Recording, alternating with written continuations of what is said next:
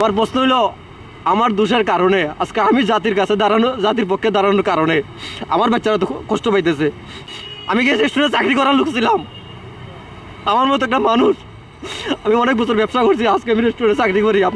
এই যে আয়না করে ছিল, এই যে মানুষগুলো হত্যা করছিল, যারা নির্যাতিত ছিল, তাদের জন্য তো করছিলাম। তাদের কি দায়িত্ব ছিল না আমার নেওয়া? আমার কষ্ট হয়, খুব কষ্ট হয়। এই জাতির ধিক্কার দিতে ইচ্ছা করে। যে ব্যক্তি জীবন দিতে জানে সে কি অর্থ আশা করে?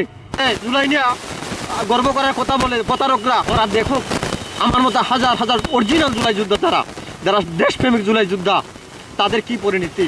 একটা মেয়ে বলছিল আসনে তাকাবার সময় নেই, পাশনে পুলিশ, সামনে স্বাধীনতা, আমরা সম্মান নিয়ে বেঁচতে চাই। আজকে বলুন তো সম্মানটা কোথায় আমাদের? লক্ষ লক্ষ জাতি আমার মোবাইলে বলছিল আমি নাকি বিশ্ব সন্তান। আমি তো ভাবছিলাম যে আমার মনে হয় তারা বিশ্ব সন্তান হিসাবে পুরস্কৃত করবে।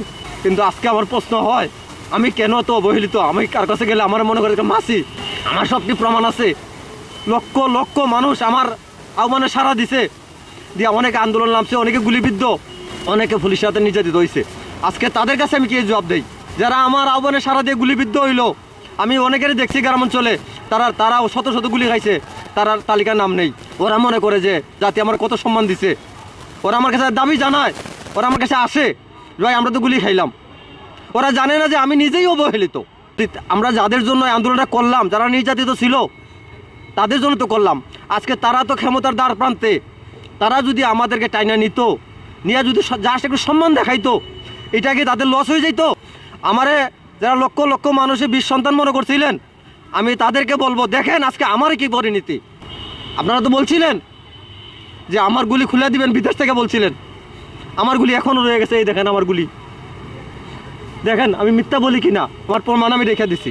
জুলাই যোদ্ধারা যারা আহত, তাদেরকে মূল্যায়ন দেন, আল্লাহর গজব পড়বে আপনাদের উপরে। আমরা কি এমপি অর্জন করছিলাম? আমরা কোনো স্বার্থে করছিলাম? আমরা করছি আপনাদের দুর্দশা দেখে। আজকে জাতির মুক্তি হয়েছে, কিন্তু আমার কি পরিণতি হয়েছে? আমি আমার কষ্টটা বাদ দিলাম, আমার সন্তান যে আজকে কষ্টের মধ্যে আছে, তার কাছে আমি কি জবাব দিই? আমার যে 12 বছরের বাচ্চা, আমার এতে একটা লাঠি তুলে দিছিল। আমার ছোট বাচ্চা জানে কি বিভিন্ন সময় যদি মাইডাঙ্গা লাগে, তা আমি ফিরাইতে যাই। জানতো কি যে আমি গেলে আর শেখ হাসিনা মারতো না, মানে আমি গেলেই সব সমস্যার সমাধান হয়ে গেছিল। ও জানতো না যে এটা মারামারি না, এটা বিশাল একটা আন্দোলন। সেই লাঠি দিয়ে ঠিকই তো স্বাধীনতা আসলো, কিন্তু আমার বাচ্চা বিনিময় কি পাইলো? স্বাধীনতা স্বাদ পাইলো, বরং আমার বাচ্চায় দুর্ভোগে ফললো। আমার কষ্টের কথা আমি 2, 4, 10, 5 মিনিটে, 10 মিনিটে, 20 মিনিটে বলে আমি শেষ করতে পারবো না। আমার কেউ জায়গা দেয় না, আমি মশার খামর খাইয়া ওই ভাঙ্গা ইটের ঘরে, কংক্রিটের ঘরে রাত কাটাইছি। আমার অনুরোধ, আপনার সরজমিনে গিয়ে আমার ঘটনাগুলি আপনারা একটু দেখে আসেন, সত্য না মিথ্যা। আর সত্য যদি হয়ে থাকে, কেন জুলাই যোদ্ধাদের এত লাঞ্ছিত, এত অপমানিত, এটার জবাব আমি জাতির কাছে চাই।